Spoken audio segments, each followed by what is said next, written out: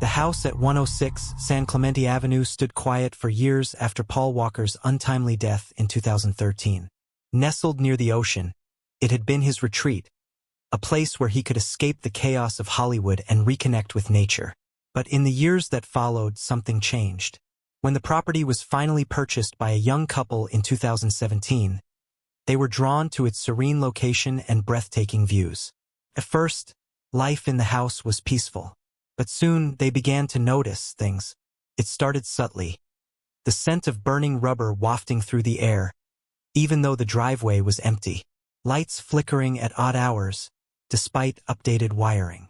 The sound of faint laughter drifting through the halls late at night. Paul Walker's unmistakable deep chuckle, as if he were still there, sharing a private joke.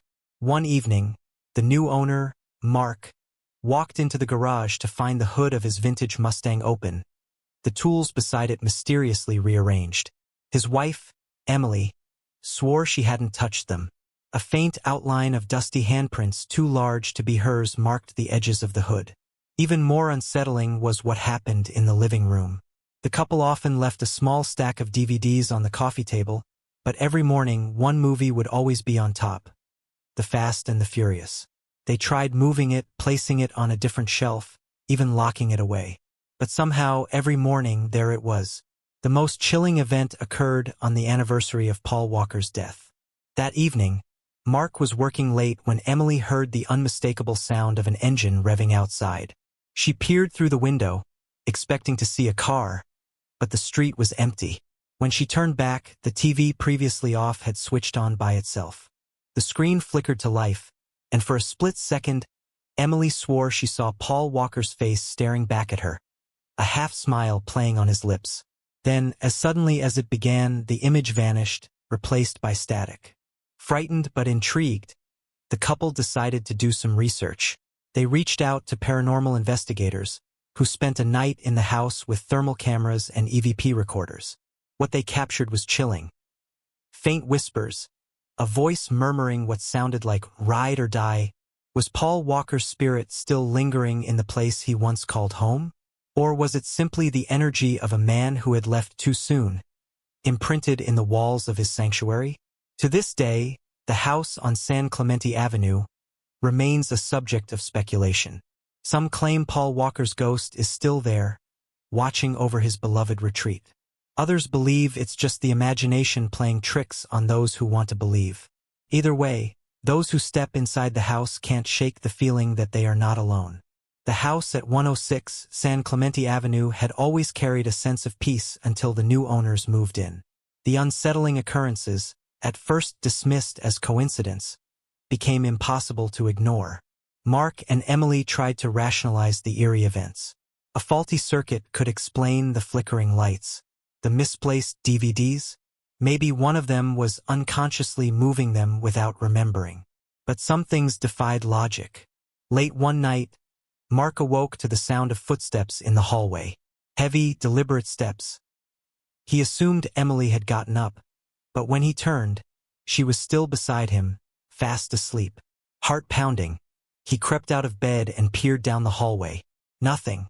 Just as he was about to return to bed, a shadow flickered at the edge of his vision, a figure, tall and broad-shouldered, standing near the staircase. "Hello!" Mark's voice was barely above a whisper. The figure didn't move, and then it vanished. Mark stood frozen, his breath shallow. The air smelled faintly of motor oil, the same scent he'd noticed lingering in the garage. The next morning, Emily found something that sent a chill down her spine. The bathroom mirror, fogged from her shower, had words traced into the condensation. "Drive safe." She ran a shaking finger over the letters, feeling the cold surface of the glass. "Mark, did you do this?" she called, her voice uneven. Mark, still groggy, frowned. "Do what?" She pointed at the words. They both stared, the weight of the message pressing down on them. Emily grabbed a towel and wiped the mirror clean, her heart hammering. But deep inside, she knew it would reappear.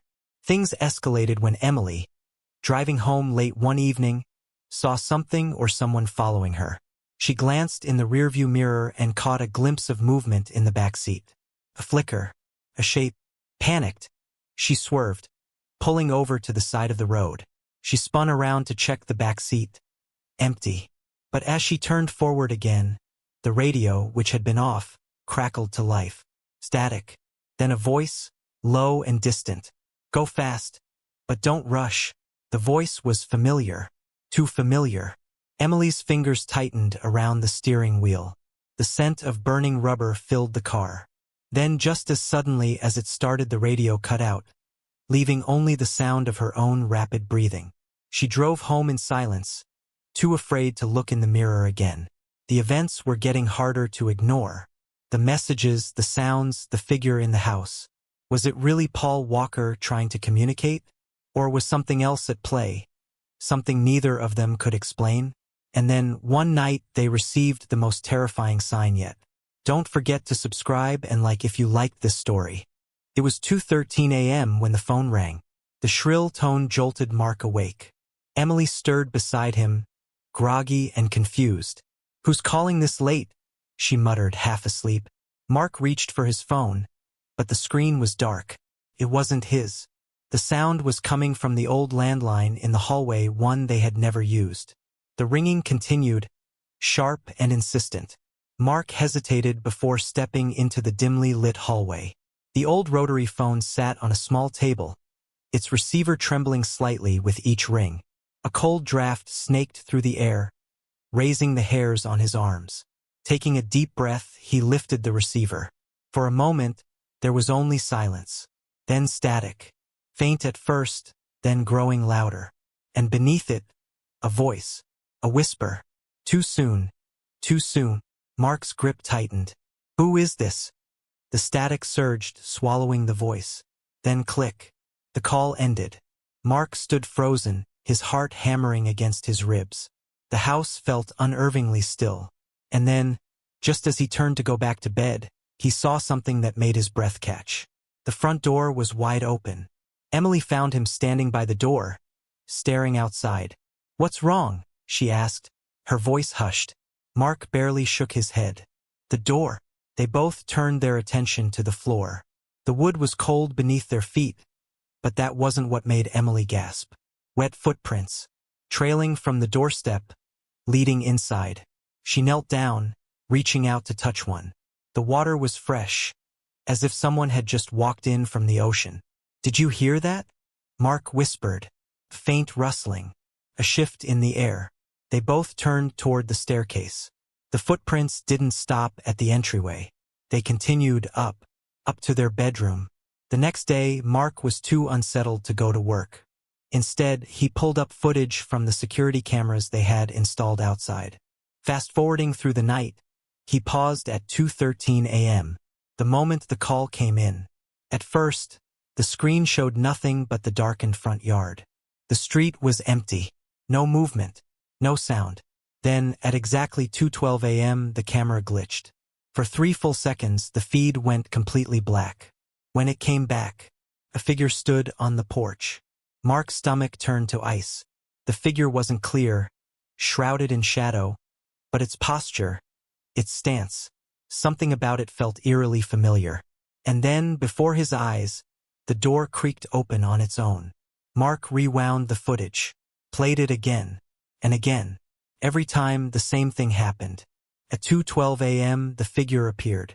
At 2:13 a.m., the phone rang. And at 2:14 a.m., the door opened, letting something in.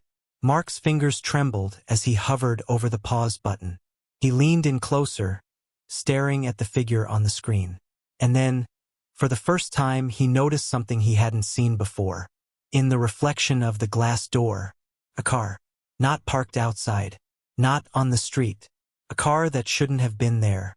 A sleek, silver sports car, its outline barely visible. A 1995 Toyota Supra. Mark's breath caught in his throat. He knew that car. Everyone did. It was Paul Walker's. Mark shut his laptop, his hands clammy.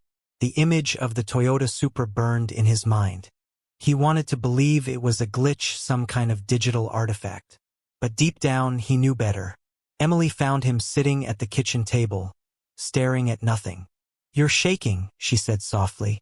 Mark exhaled, trying to steady himself. I saw something on the footage. Emily sat down, waiting. He hesitated, then turned the laptop back on, pulling up the paused frame. He pointed at the car's reflection in the glass. Emily leaned in, her eyes narrowing. The outline was faint, barely distinguishable, but she recognized it immediately. Mark, that's... I know. Neither of them spoke for a moment. Then Emily whispered, we need to leave.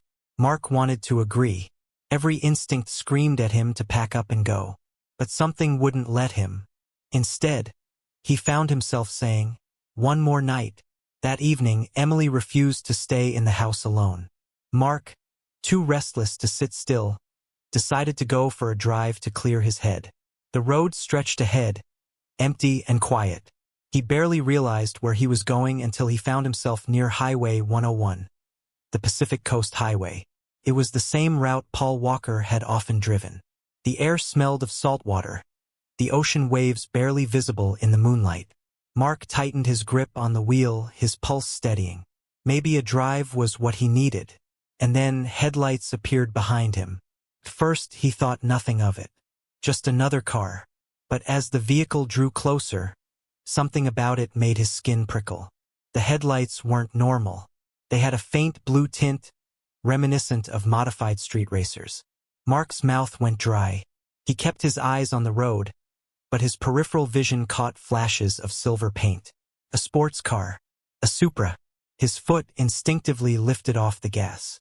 The car behind him matched his speed exactly, staying just close enough to make its presence known. Then, as he reached a long stretch of empty road, the Supra moved into the next lane right beside him. Mark swallowed hard and turned his head. For a fraction of a second, he saw the driver. A silhouette, short hair, a familiar profile. Mark's heart stopped. The Supra revved its engine. A deep, unmistakable growl that sent a shiver down Mark's spine. Then, without warning, the car accelerated. Mark barely had time to react as the Supra shot forward, its taillights glowing red as it disappeared into the distance. Mark slammed on his brakes, pulling over to the side of the road. His chest heaved as he stared after the vanished car. No tire marks, no dust, nothing. It was gone. Just as he reached for his phone to call Emily, it vibrated in his hand. Unknown number. Mark hesitated, then answered. At first, there was only static. Then, a voice. Soft, familiar, almost like a whisper carried by the wind. Enjoy the ride. And then click. The call ended. Mark sat in his car, gripping the wheel with white-knuckled fingers. The call had ended, but the words still echoed in his head. Enjoy the ride. He checked the call log. No number, no record, as if it had never happened. His pulse hammered in his ears. The Supra was gone. The highway was empty, but something lingered in the air and electricity, an undeniable presence. Then he noticed his dashboard clock. 2:13 a.m. He frowned. That wasn't right. It had been just past midnight when he left the house. His phone screen confirmed the real time, 3:47 a.m. The clock in his car had stopped. Meanwhile, back at the house, Emily was alone. She hadn't wanted to be, but Mark had insisted he wouldn't be gone long. The air in the house felt heavier than usual. Charged. She sat curled up on the couch, trying to distract herself. But her eyes kept drifting toward the hallway, the same hallway where Mark had answered the eerie late-night call. And then, a whisper. Not from the hallway. From behind her. Emily froze. Slowly, she turned her head toward the glass door leading to the backyard. A faint shadow stood just outside. She couldn't make out its face, but it was there, tall, motionless, watching. Her breath caught in her throat. The shadow didn't move, didn't react, as if waiting for something. Summoning every ounce of courage, she reached for her phone to turn on the flashlight. But the second she lifted it, the power went out. The entire house plunged into darkness. The only light came from outside, the faint moonlight casting long shadows across the floor. And then, a knock. Not at the front door. Not from the backyard. From inside the house. Emily's stomach dropped. She wasn't alone. Mark was still shaking when he pulled into the driveway. The house was completely dark, except for a faint glow coming from the living room. His headlights swept across the front door, wide open. He jumped out of the car, heart pounding. "Emily?" No answer. He rushed inside, his breath shallow. The air smelled different, like burning rubber. And then he saw it. On the kitchen counter sat a single piece of paper. His hands trembled as he picked it up. The message was written in smudged ink, the letters uneven, as if someone had scrawled it in a hurry. "If one day the speed kills me, don't cry." Because I was smiling. Mark felt his blood turn to ice. He knew that quote. Everyone did. It was one of Paul Walker's last public statements before he died. And beneath the message, at the very bottom of the paper, there was a single fingerprint. A greasy, smudged fingerprint. Like someone had just finished working on an engine. Like someone who had been here recently. Mark stared at the smudged fingerprint. His mind raced. Couldn't be real. Shouldn't be real. The ink of the message was still slightly wet. He ran a shaking hand over the paper, pressing his thumb against the print to smudge it further. It didn't move. No smearing. No transfer. The print wasn't just on the paper, it was part of it, as if it had been burned into the fibers themselves. A gust of wind suddenly blew through the kitchen, scattering loose napkins and flipping the page over. Mark caught it before it hit the floor. On the back, in faint, almost invisible letters, was another message. Not done yet. A chill ran down his spine. He turned toward the living room. Emily should be here. But she wasn't. The house was eerily silent. "Emily?"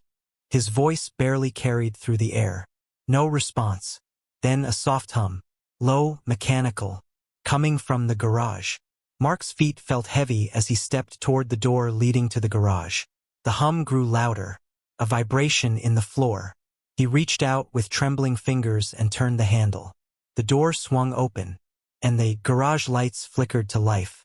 Mark's breath caught in his throat. Emily was standing in the middle of the garage, her back to him. But she wasn't alone. The overhead light reflected off the polished surface of a car that shouldn't be there. A silver 1995 Toyota Supra. Mark stumbled back, his mind struggling to process what he was seeing. The car's body was pristine, as if it had just rolled out of a showroom.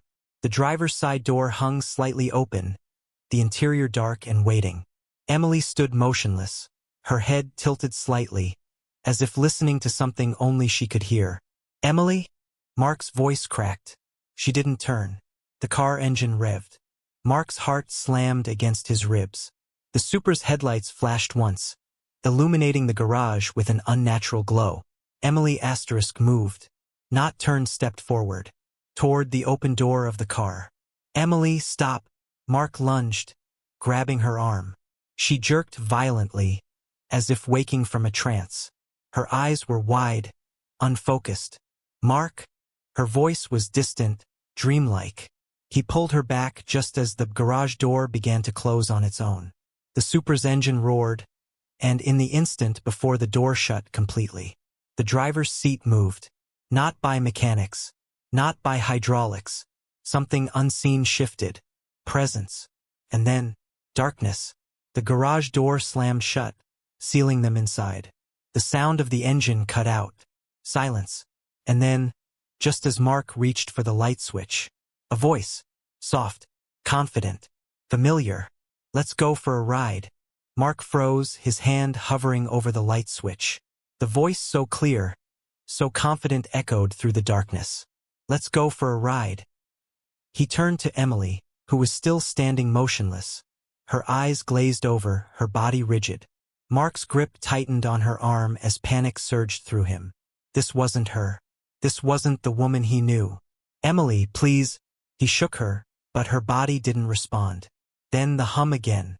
The sound of a car engine, distant but growing louder, like it was coming toward them. Mark stepped back, his mind racing. He had to get them out of here, he had to leave before whatever force was pulling them in did something worse. He yanked at Emily's arm again, but she resisted, stepping toward the Supra like a puppet being guided by invisible strings. He looked around the garage, desperate. His eyes landed on a small toolbox on the workbench. Grabbing it, he rushed toward Emily, slamming it down on the floor in front of her. trying to snap her out of the trance. "Emily!" he shouted, his voice trembling. For a moment, nothing. Then her eyes blinked slowly, as though she were waking from a deep sleep. "Mark," she whispered, her voice fragile, "what's happening?" He pulled her to him, relief flooding him, but only for a moment. The engine roared. Mark spun around. The Supra was now facing them, its headlights blazing through the darkness, illuminating the garage. The car's door creaked open, just a crack. Then the figure. It wasn't fully visible, but the outline tall, broad-shouldered stood inside the car, a silhouette framed by the harsh light. The air seemed to grow heavier, thicker, like the very atmosphere was saturated with electricity. Mark's throat tightened as the figure moved forward, slowly, purposefully. And then the words, "It's time." Mark's heart raced, his fear now palpable, suffocating. This was no longer about the house, no longer about the strange occurrences. The car, the voice, this was something else. Before he could even think to move, the figure stepped forward, and Emily gasped. She whispered, almost in reverence, "It's him. It's really him." Mark spun to face her, horror creeping up his spine. "No, it can't be." But it was. The figure smiled. Not a cruel smile, but a peaceful, serene one, the kind that Paul Walker often wore. And then, just as the garage lights flickered out, he stepped forward, his hand outstretched. "Come." Mark felt his legs give way as the pull toward the car grew stronger, an invisible force urging him to take the final step.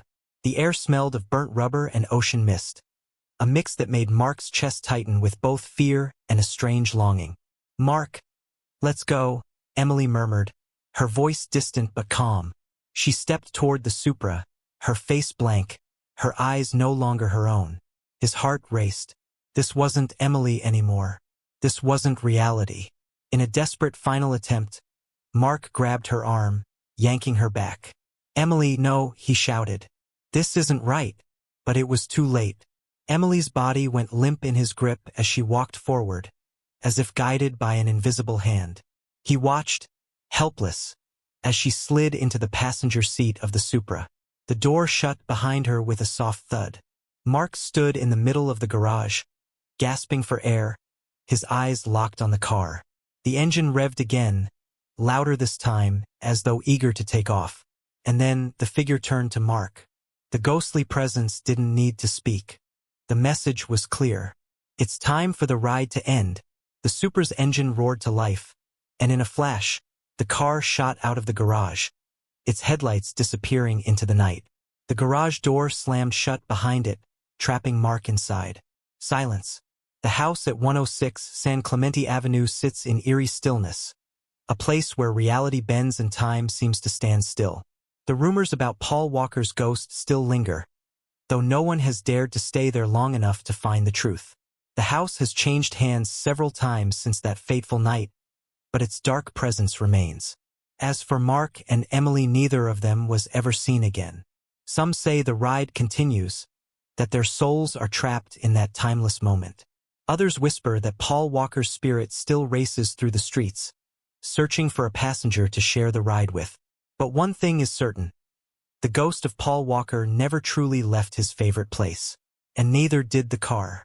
Don't forget to subscribe and like if you liked this story.